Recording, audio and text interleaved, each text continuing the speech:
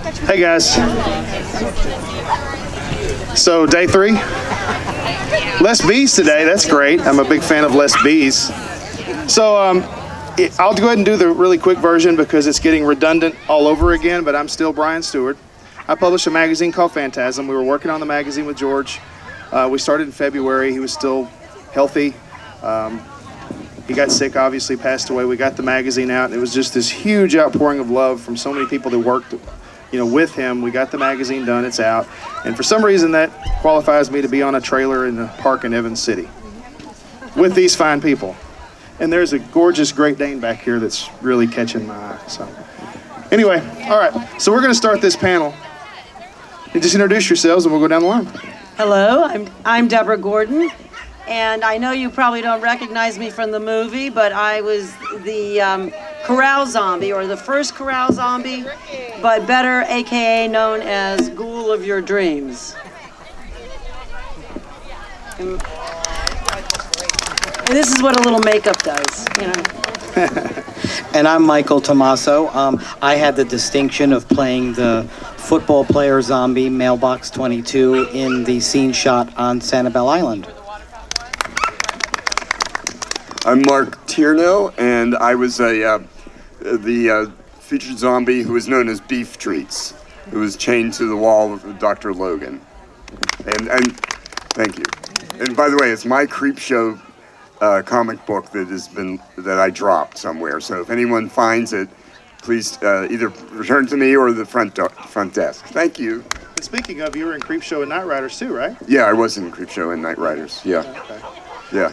And I just remembered I was in Dawn of the Dead and Monkey Shines, so I guess I forgot about that. Oh, you're in Monkey Shines too. Nice. Yeah, I was a nurse, an ER nurse. Okay, cool. But and he was my husband. No, he was my husband zombie in Day of the Dead. Not really. We just made that up. But we were both chained together, kind of. Sounds like a marriage. A unit, captured together and then corralled and hooked up to the wall like we were the first captive zombies, I believe. Yeah. And you liked the lights on. What? And you guys liked it when the lights were on. We right? did. We created a little tableau of. Well, yeah, he's referring to because you went somewhere. I don't know if you were, but then I was by myself. Oh, yes, you were. And Dr. Oh, Logan. was just okay. Yeah, and Dr. Logan flipped off the lights. Pardon. Yeah. Oh, that's Okay. Yeah. Sorry. And admonished me for acting up because I had turned over a gurney. And you needed to think about what Acted you've like done. a ding dong. I you did get need to called on think about it. Your crap, don't you? Yeah. Yes. And So I know we went over some of this yesterday, but some of the people may not have been here yesterday. Let's just quickly recap how you first got hooked up with George. Because it is a new day for everybody out there.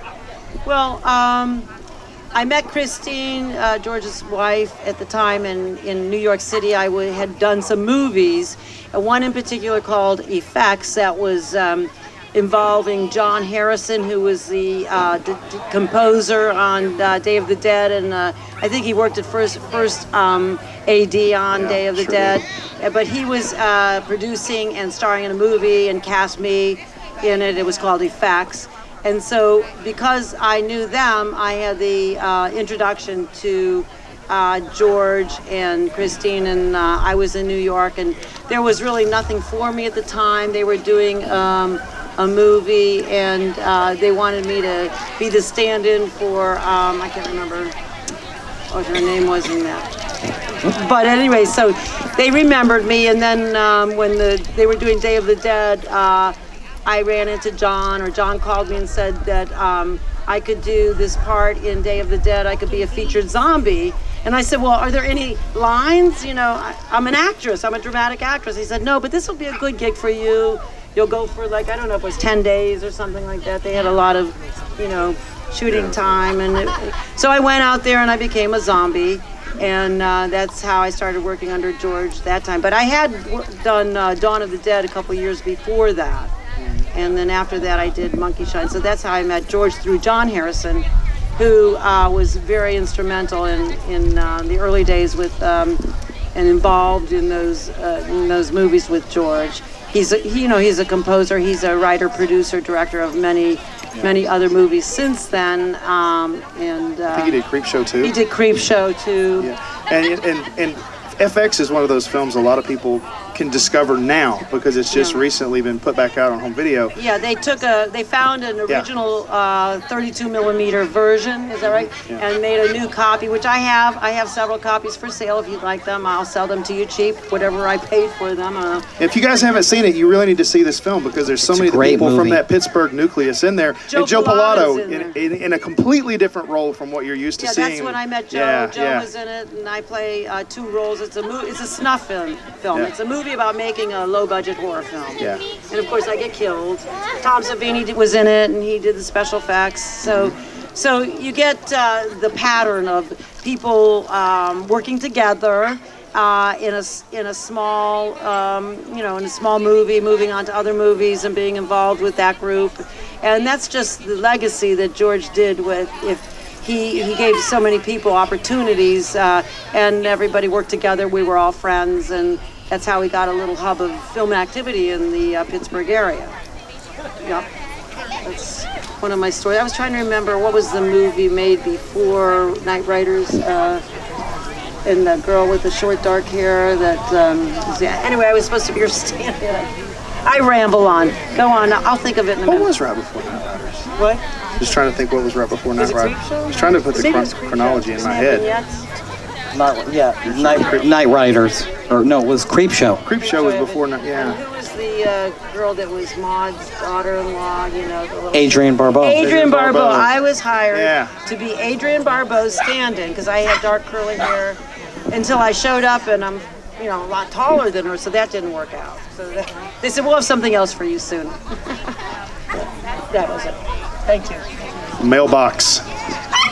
You want to know how I got started? Yeah, yeah. Okay, my first experience with George Romero in the film business was working with George Romero, and I had just graduated from high school at the time. I was like around 19 or 20, and I got a call from my media specialist, who was also my mentor, who taught me the videography and photos and whatnot, and he says, "Hey, Michael, George Romero is in Florida, and he's making another sequel to Night of the Living Dead."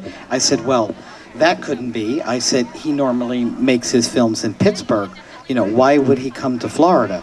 So I contacted Kyra Schoen, which, as you know, is famous for Karen and Night of the Living Dead, and we've been friends for many years, and calling each other on the phone, corresponding and whatnot. And I said, "Hey, Kyra, is it true?"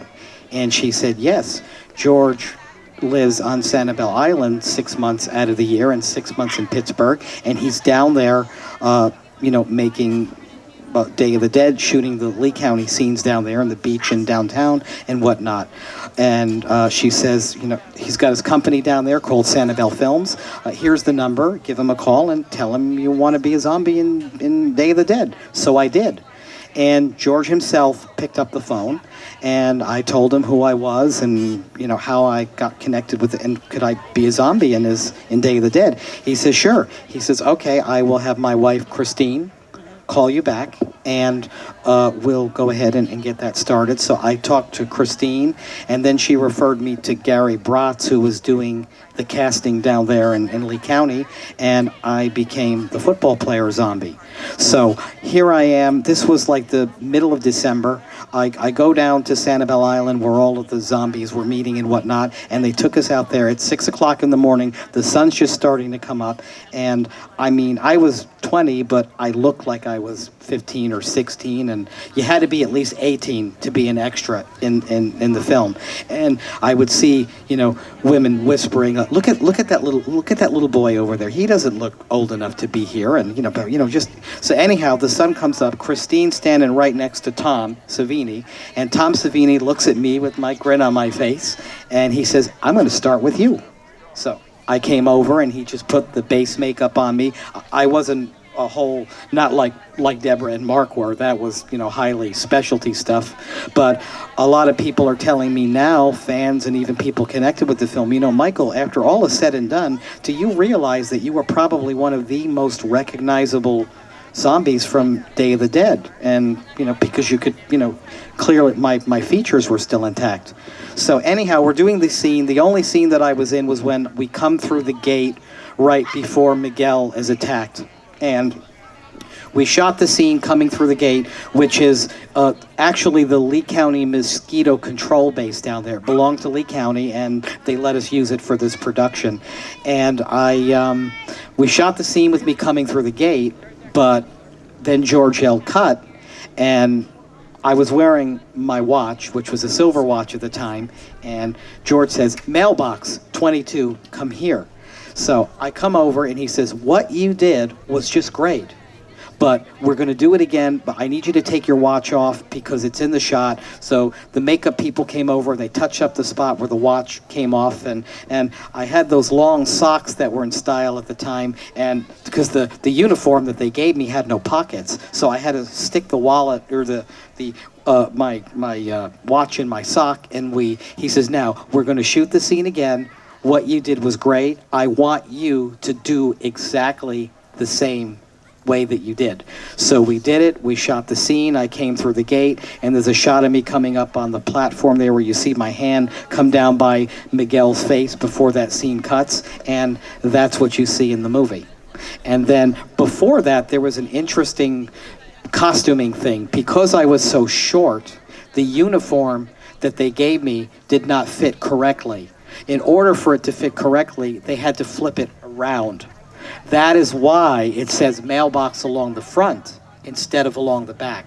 Typically, the mailbox would be, in the back with the number and just the number on the front, but it wouldn't fit properly, so they had to flip it around. And, it was a great experience. George, knowing that he was very good about working with new people, especially with the young and all that, it was a great experience for me. And even though I've only played little bit parts here and there through the years, it's only been because of my experience with George, because when I would go on auditions for anything, nobody really cared about any of the other stuff that I did. But when they got to the part that I was in Day of the Dead, it was all about, wow, you were in Day of the Dead, and what was it like, and how would you describe what it was like working with George? So, it's really been a door opener for me, and, it's something, that I'm glad that I did, and, it just really makes me happy to know that, I was, each and every generation harbors an audience for George Romero's classic and cult films, that some of them I was so happy to be a part of, and especially George Romero's Day of the Dead. So, okay, thank you. Sir. Okay. I saw an ad in a matchbook. No, I didn't. I'm just kidding. Bathroom wall? Draw me. And no, I auditioned for, the first thing I did was I had auditioned for Night Riders. And at the time, I didn't really even know, I knew Night of the Living Dead, sort of, but I didn't know that, I didn't know what Night Riders was, and I was offered a role of one of the couriers who support the motorcyclists, who support and the king. But I was working full time, and I thought at a corporation, and I thought, well, I don't want to give up my job for this. So, at any rate, it turned out I became the troupe magician, and it was a great experience. But I was there maybe 3 days a week while they were shooting. Can you do any of those tricks now? I can do them. Okay. Yes. Mark is a magician. I'm an actor and first, but then I'm a magician. Right this moment. Right, and make you disappear. Yeah. So at any rate, great. and then I also auditioned for Day of the Dead for one of the soldiers, but I think because of my mass size, I was no, I didn't get that, but it was Christine Romero, George's former wife, and she offered me the role as Beef Treats, as the featured zombie. So it worked out, and it was a wonderful experience. Go ahead.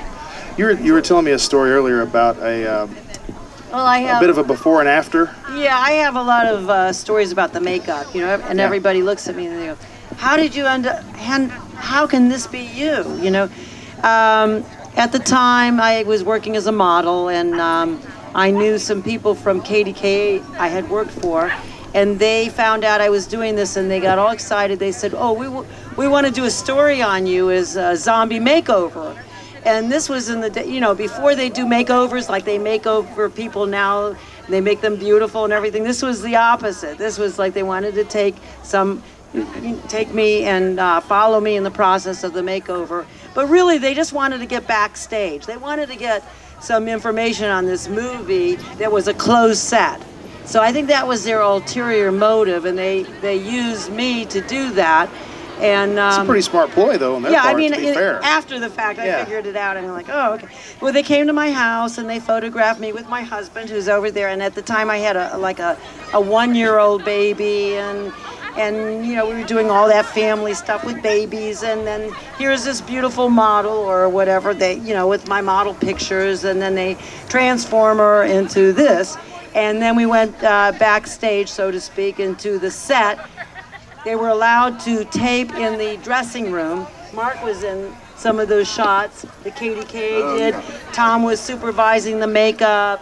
Greg Nicotera was my intern, and he was putting on finishing touches, and they were discussing the makeup and the prosthetics, and we were goofing. And if you remember, they were saying, so how do zombies talk? Can you give us some of your lines, your dialogue, you know? And Mark and I are looking at each other like, well, yeah. You know. So we were hamming it up and making like 2 zombies that were communicating, and they were filming all that. I have that footage from KDKA, yeah. I'll give you one. Okay. And anyway, so then they also took video of the party at the Fulton, which is now a hotel called the Renaissance, I believe. Isn't that the Fulton Theater? Yes. Yeah. And they had an opening night downtown Pittsburgh with people dressed up as zombies then, too. Because Dawn of the Dead had already occurred, so there was a following of sort. Not like what it is today, you know, the myth has grown. But they had people coming in dressed as zombies. In those days, you just put gray makeup on and, you know, greasy hair. That's about it.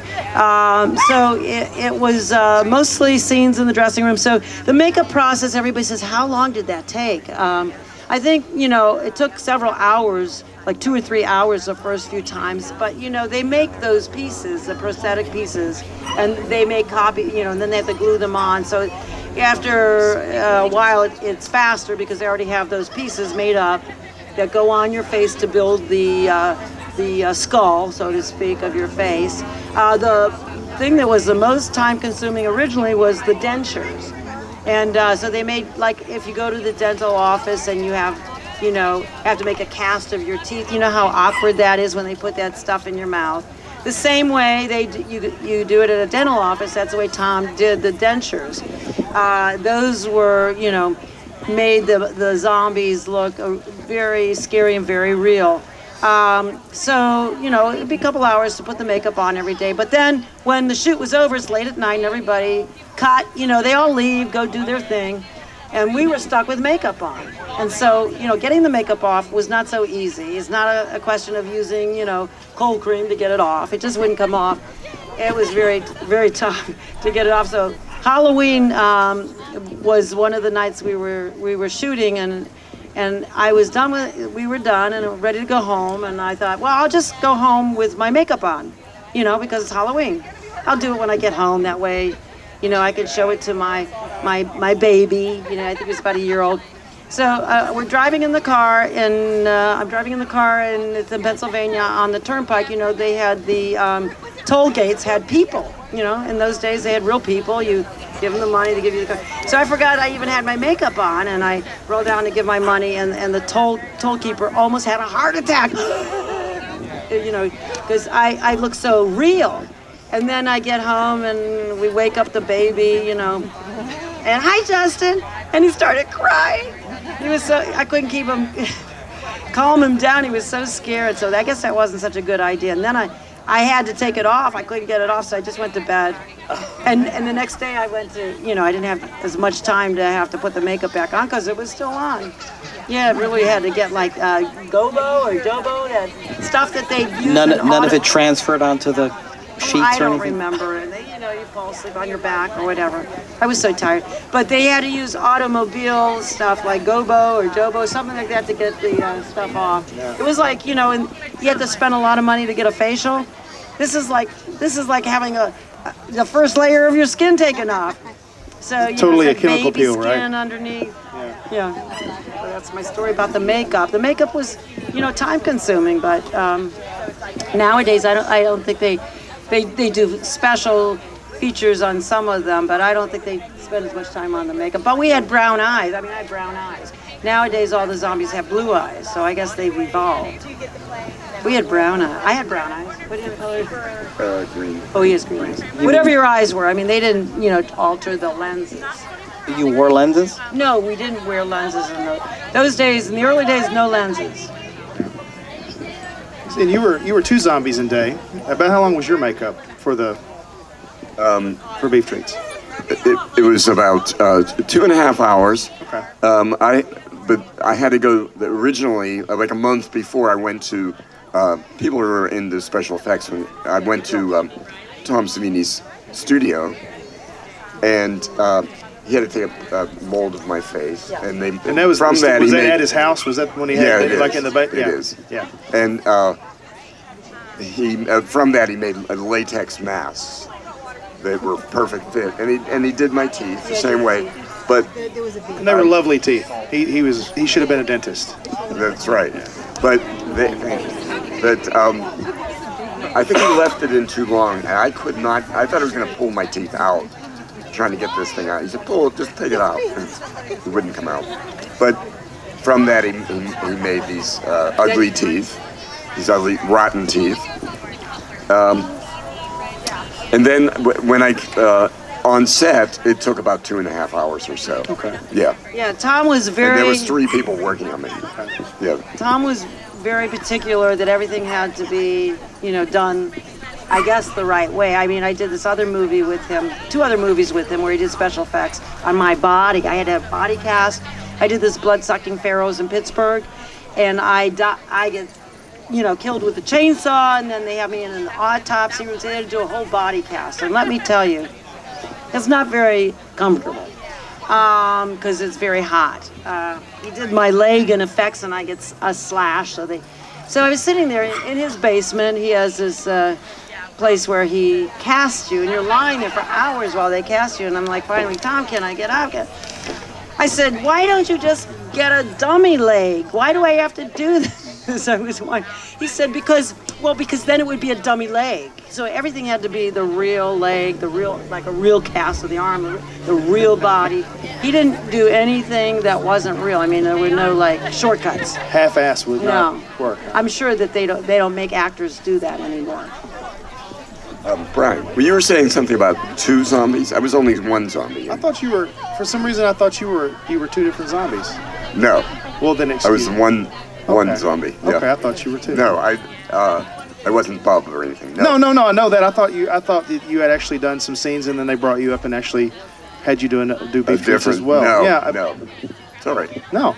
Yeah.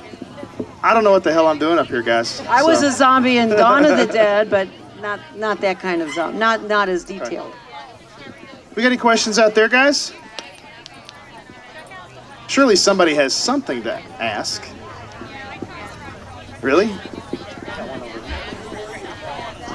Oh, see, that's why I don't really talk about it. I was just an extra. My husband and I, actually, he's behind you. We were like a young couple zombie. No, we didn't have a name. But I guess I did meet George at that time, but not like in a very personal way. But I remember meeting Tom Savini. That was the first time I met Tom. Okay, cool. It was at Dawn. Any more questions out there, guys? Have we been that thorough? Surely not. Well, we've hit about a half-hour mark, though. Has it been? Yeah. Okay. Yeah, actually. You anything you wanted to add? I was going to say I also worked on Creep Show. Right. And there was a lot of different. There was a lot of makeup on that, and I worked at pretty much the whole, except for the Florida. And I was a stand-in for different people, and then I was in the last segment. Right. And we're going to wrap this up, but would you mind relating the story you told this morning at the memorial about your moment on Creepshow? Would you mind sharing that with anybody that might have missed it? That was great.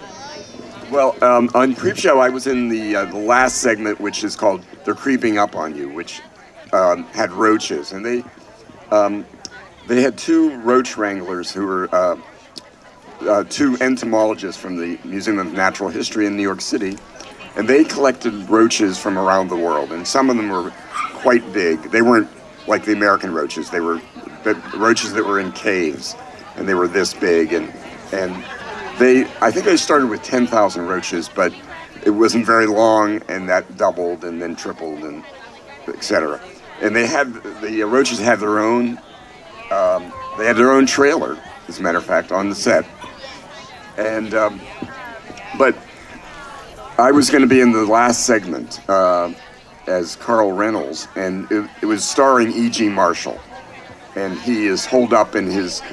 If you remember, he's holed up in his apartment but these roaches keep appearing, and I'm the superintendent on the phone. And when George brought me in to meet E.G. Marshall, who was one of his big stars from Creepshow. He was a really well-known. He had done a lot of films and TV, and he was well-known at that time. And I came in, and E.G. Marshall had this white outfit, and he had rubber gloves on. He had like surgical gloves.